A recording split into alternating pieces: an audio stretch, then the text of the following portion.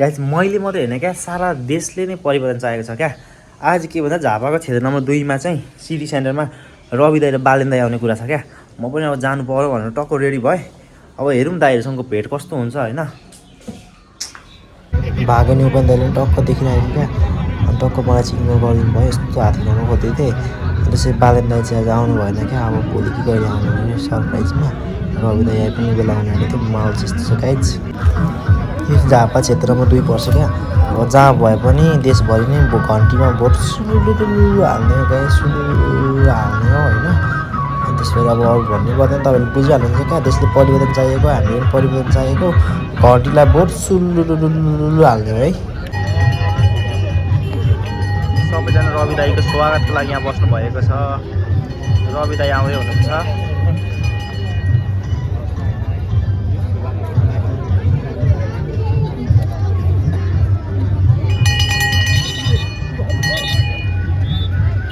घन्टी निस्किदियो, ठुलो घन्टी कता गयो।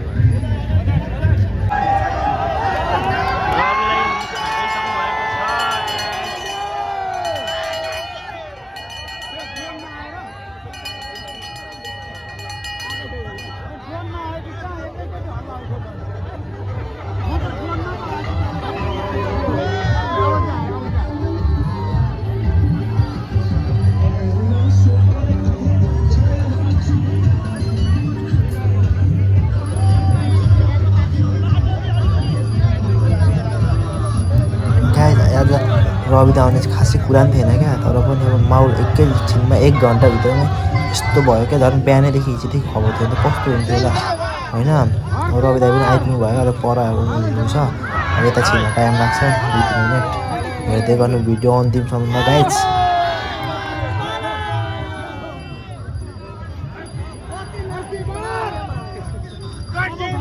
घन्टीमा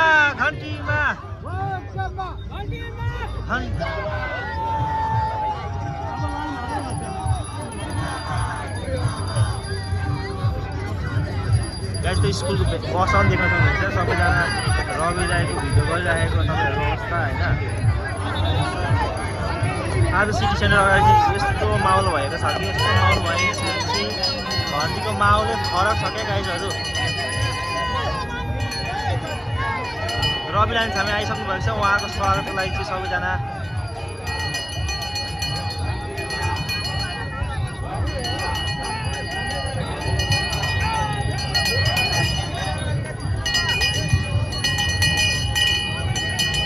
झापा क्षेत्र नम्बर 2 पनि घन्टीले खाइसकेको अवस्था गाइस। यहाँ घन्टी बजिरहेको छ। यस्तो घन्टी बज्न थालेपछि घन्टी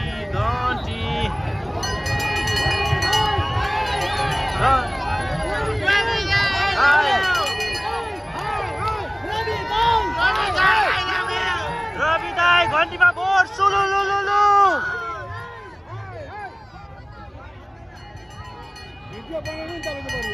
घन्टीमा भोट सुलुलुलु। झापा क्षेत्र नम्बर 2 बाट घन्टीमा भोट सुलुलुलु। घन्टीमा भोट सुलुलुलु।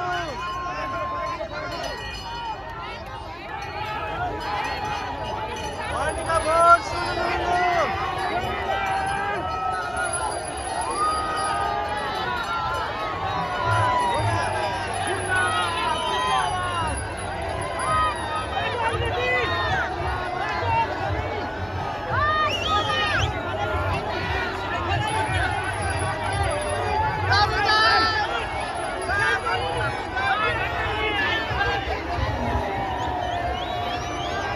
यहाँ लड्न सक्ने अवस्था छ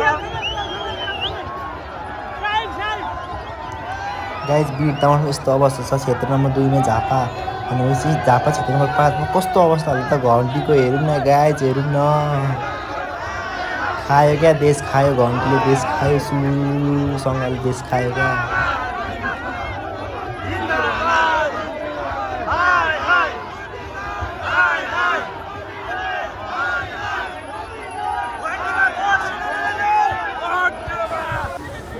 रवि दाइको गाडीले जितेर गयो कि म त कता भिडमा कता खाँदै आइजहरू यो म आफै छक्क परेँ म त पछाडि परेँ क्या अगाडि गएर भिडियो गर्दै गफसफ यसो हुन्छ कि यसो हातसात मिलाउन पाइन्छ कि भन्दै बसेको थिएँ अब हेरौँ त अवस्थै पछाडि धक्का लियो अब आज भेट हुन्छ जस्तो लाग्दैन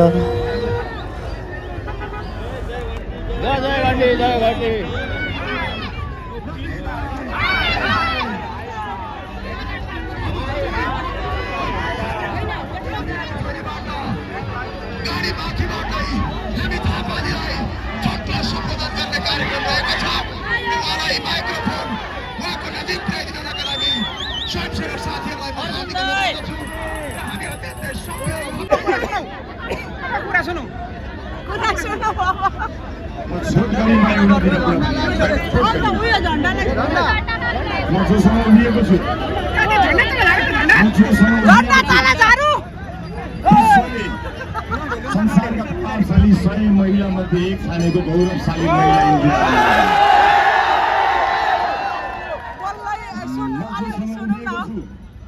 उनका आफ्नै सन्तान छैन आमा मान्छन् र सबैले आमा मान्छन्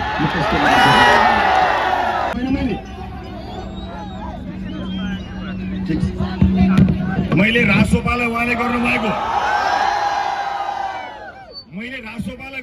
व्यवहारको कुराकानी गरेको होइन हामीले नेपाली जनताको आवाज उठाएका थियौँ नेपाली जनता प्रत्येक दिन एयरपोर्टमा बेचिँदै थिए छानबिन गर भन्दा 21 जना हाम्रा सांसदलाई उहाँले गलत त्याएर निकाल्नु भयो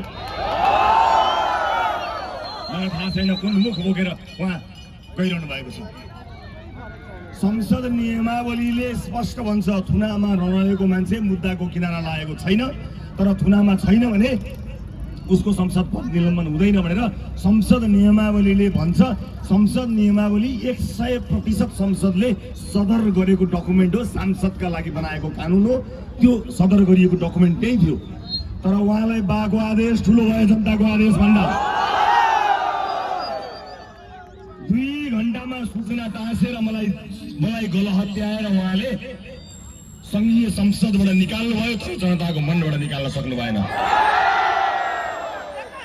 त्यसको जवाब यस पटक तपाईहरुले यहीबाट दिनुपर्ने छ मैले व्यक्तिगत कटाक्ष गरेको छैन धेरैलाई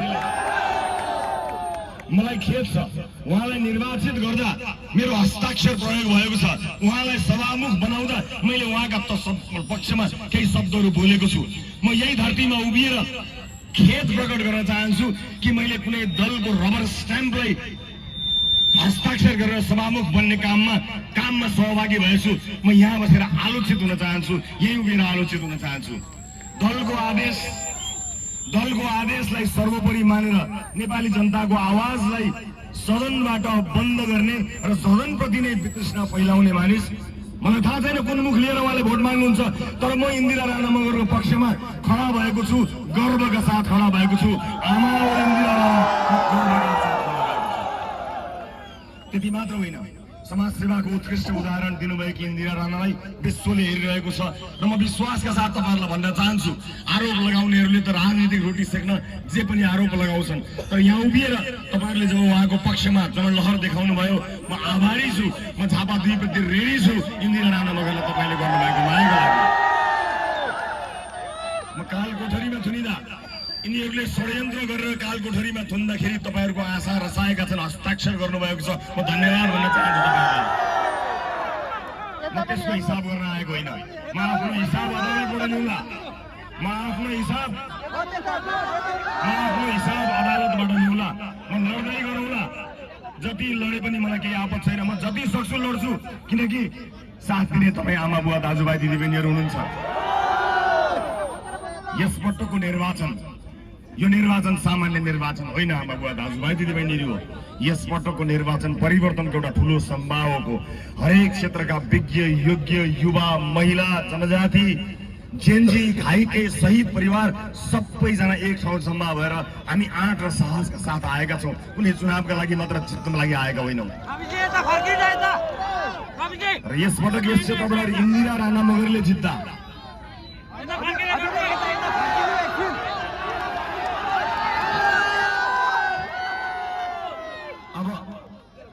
यो अलिकति साँगुरो ठाउँ भएको हुनाले यदि मैले कहीँ देखिएन छु भने मनभित्र छु चिन्ता नगर्नु होला है। मनभित्र छैन त म माया लाग्छ पक्का लाग्छ। हस्, मेरो सम्पत्ति भन्नु त्यही तपाईँको माया त हो। किन डराउ फेर म? शिरमाथि हजारौं तरवार छन् तर यही शिरमा तपाईँहरूको आशीर्वाद छ। के डराउनु?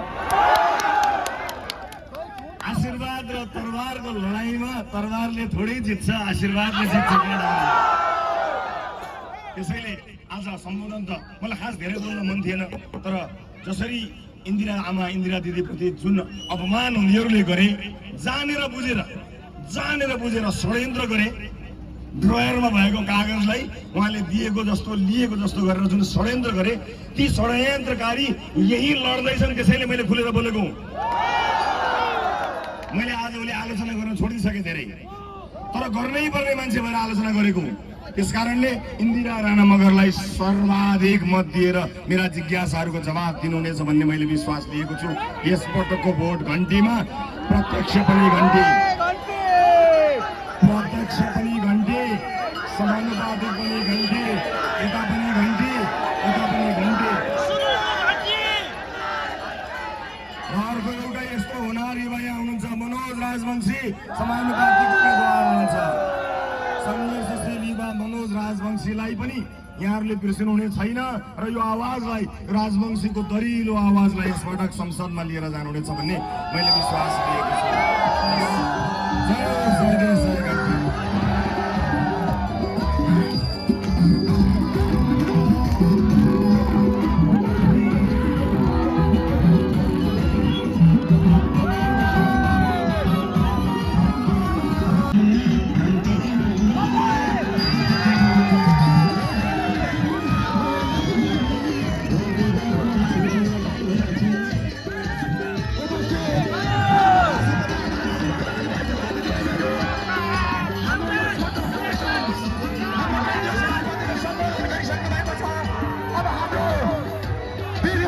हामी सुरुङ्गा हुँदै दमक हुँदै हामी झापा जिल्लालाई हामी रोसो मार्फत हामी अगाडि बढिरहेका छौँ। हामी अत्यन्तै उच्च आकाशा झापालाई निलो क्रान्ति भयो बनाउनका निम्ति।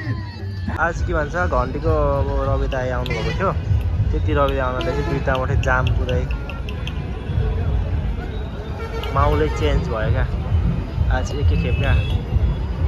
त्यसले सबैजनालाई एउटा नारा छ, हाम्रो देश नेपाल, जय नेपाल, जय घन्टी। अन्तिमसम्म भिडियो दिनुभएकोमा धन्यवाद सबैजनालाई। देखिहाल्नुभयो गाइज घन्टीको माहौल होइन, चुपचाप अब घन्टी छाप। गुड नाइट, बात खतम, बाई बाई गाइज। अर्को भिडियोमा भेटौँला। भोलि फेरि बालेन दाइ आउनुभयो भने सबैले स्कुलको च्यानल सब्सक्राइब गरिराख्नु होला।